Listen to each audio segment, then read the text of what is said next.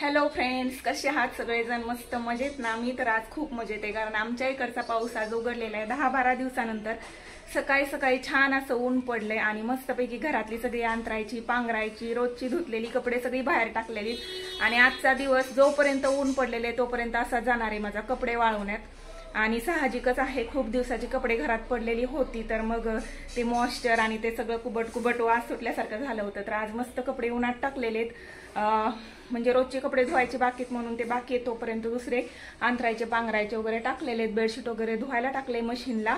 शिवांशची तब्येत बरी नाही, त्याचे टॉन्सिल्स फुगलेले आहेत आणि गळ्यात इन्फेक्शन पण आहे, मग त्याला आता घेऊन जाते मी क्लिनिकला. तर एक गोष्ट आज सांगायची आहे, म्हणजे सांगायची वाटते, एखादा थॉट किंवा सुविचार समजा, किंवा जे काही आहे ते समजा, जे मला रिअलाइज झाले, मला पटले, म्हणून मी आज तुमच्यासोबत शेअर करते, तुम्हाला सुद्धा सांगते. ते म्हणजे असं की आज तुम्ही पैशाला वाचवाल तर उद्या पैसा तुम्हाला वाचवेल. कारण पैशाशिवाय काहीच खरं नाही. पहिल्या गोष्टी वेगळ्या होत्या, तेव्हा सगळं फ्रीमध्ये भेटायचं. आता देवदर्शन सुद्धा पैशाशिवाय भेटत नाही. पैसे नाही भरल्या तर लांबलचक रांगेला उभा राहायचं आणि पैसे भरलं तर पटकन दर्शन होऊन जातं. अशी सध्याची सिच्युएशन आहे, कंडिशन आहे. म्हणून स्वतःची हाऊस माऊस पूर्ण करून थोडीफार बचत सगळ्यांनी नक्कीच केली पाहिजे. चला मग या सुविचारासहित आजचा व्लॉग आणि आजच्या दिवसाची सुरुवात सुरू होते. मग व्लॉग कंटिन्यू करा, शेवटपर्यंत बघा. व्हिडिओला लाईक करा, चॅनलवर नवीन असाल तर नक्की सबस्क्राईब करा. तर आता दुपारच्या वेळी मी घेऊन आले शिवला क्लिनिकमध्ये, पण नशीब इथं जास्त गर्दी नव्हती. पटकन नंबर येऊन गेला, लगेचच एक पेशंट बाहेर आले की आमचा नंबर येऊन गेला. आणि आता इथं दाखवते त्याला मी, आणि मग घरी जाऊन मला स्वयंपाक करून जेवण वगैरे करायचे. तर आता शिवांशला दवाखान्यात जाऊन घेऊन आले, औषधं वगैरे डॉक्टरने लिहून दिलेत. आणि आता परत मुगाच्या डाळीची खिचडी बनवते, एकदम सॉफ्ट, कारण त्याला दुसरं काही खाता येत नाही आणि वरण भात त्याला आवडत नाही. म्हणून मग इंद्रायणी तांदळाची खिचडी बनवते मुगाच्या डाळीची, जी की त्याला पण आवडते आणि सगळ्यांनाच आवडते. तर ती एकदम सॉफ्ट असते अशी आणि छान असते. चिकट होते थोडीशी, पण चव भारी लागते तिची, म्हणून मग बनवते ती. म्हणूनच मी स्पेशल गावाकडनं इंद्रायणीचे तांदूळ घेऊन येत असते नेहमी, कारण त्याची खिचडी किंवा कधी कधी भात, दूध भात असं छान लागतं, एकदम टेस्टी लागतं. म्हणून बाळांनो चला रे जेवायला, ड्रॉइंग बस करा रे आता. एक उतू, अरे वा, खूप छान ड्रॉइंग बनवली तुम्ही दोघांनी. छान आहेत का क्रेयॉन्स? चांगले चालत आहेत का? कसली ड्रॉइंग आहे हे बाबू? नेचर. मस्त. बघू शिव, हात काढ एक मिनिट, हटा तो सही. अरे वा, छान आहे. राहू दे ना, आता नंतर कर कंप्लीट. आधी जेवण करून घ्या रे, खूप उशीर झालाय. औषधं खायचे तुला शिव, ताप आला ना नंतर तर औषध पण, जेवण पण करू वाटणार नाही आणि औषधं पण जाणार नाही, उलटी होऊन जाईल. चला लवकर. कालच्या सारखं खिचडी आणि चुंदा आणि लोणचं. हा हात धुणे, मला काय सांगू नको, मला बोलायला लावू नको तू अजिबात. हाँ दवा पता नहीं कैसी, जैसी भी है खानी तो पड़ेगी. मग काय झालं, आजारी पडल्यानंतर ना त्यांना औषध पाजणं आणि खाऊ पिऊ घालणं म्हणजे ताळेवरची कसरत असते. लय अवघड असतं. शिवांश तर अजिबात औषध पित नाही, नाटक करतो, त्याच्यामध्ये खायचं प्यायचं नसतं आणि जबरदस्ती केली की परत उलटी करून खाल्लेलं पण काढतो आणि औषधं पण बाहेर काढतो. मग ते नीट होण्याऐवजी जास्तच वीकनेस येतो मुलांना आणि आजारी पडतात. तुला आता चांगलं तरी पण खाता येत नाहीये. ज्यूस दिला पहिला तर गळ्यात ना त्याला असं आग पडत होती, म्हणून मग पोमोग्रेनेट दिले आता खायला. मुलं आजारी असलं का पूर्ण डिस्टर्ब होऊन जातं आणि हातपाय अगदी थरथर कापायला लागतात माझे तर.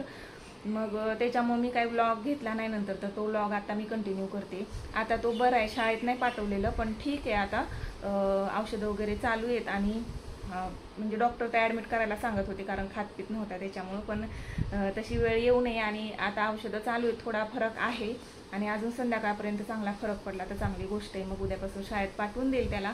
आणि हेल्थ किती महत्त्वाची आहे बघा. 5-10 रुपयाचे कुरकुरे मुरमुरे खाल्लं की म्हणजे गळ्यात इन्फेक्शन व्हायचं कारण काय, हे बाहेरचं खाणं, बाहेरचे बेकरीतले केक असतात, पेस्ट्रीज असतात, त्यातमध्ये कलर, खायचा कलर ज्या पदार्थांमध्ये टाकले ना ते अजिबात खायचं नाही, शक्यतो टाळायचंच. आणि क्रीम रोल वगैरे भेटतात ना मार्केटमध्ये, त्यातमध्ये खूप लो क्वालिटीचे कलर असतात, काल आम्हाला डॉक्टरनी स्वतः सांगितलं. आणि फ्रूटसुद्धा मुलांना देणं फार जास्त हानिकारक आहे. आपण फ्रूट्स भाजीपाला हेल्दी म्हणतो, पण आता हेल्दी काहीच राहिलं नाही.